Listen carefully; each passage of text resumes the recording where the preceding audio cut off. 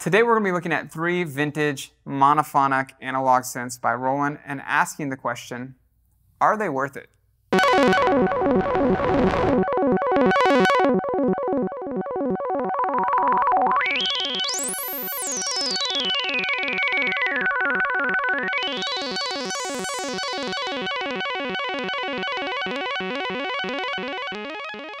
Hi, I'm Zach Marr from Alamo Music here in San Antonio, Texas. You can find us online at alamomusic.com.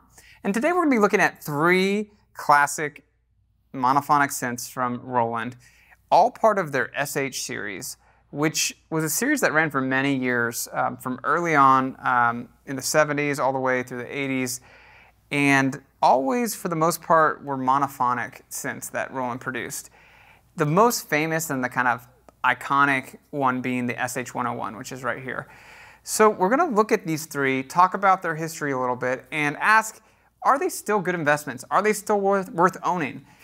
The prices on these, again, like most analog synths that are in the vintage category, have gone kind of up over the years and have really seen a massive increase in the last 5 or 6 years.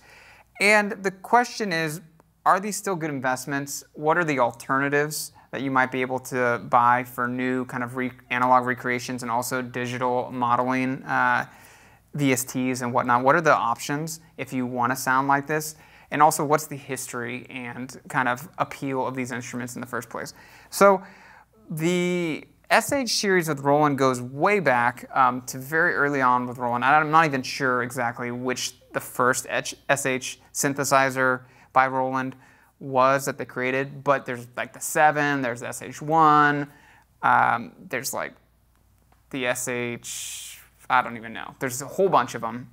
You can look it up. These, in my opinion, are probably the 3 most popular ones that stayed around over the years and that people kind of know offhand when you bring up, okay, monophonic synths by Roland. These are probably 3 of the most common ones that pop into people's heads.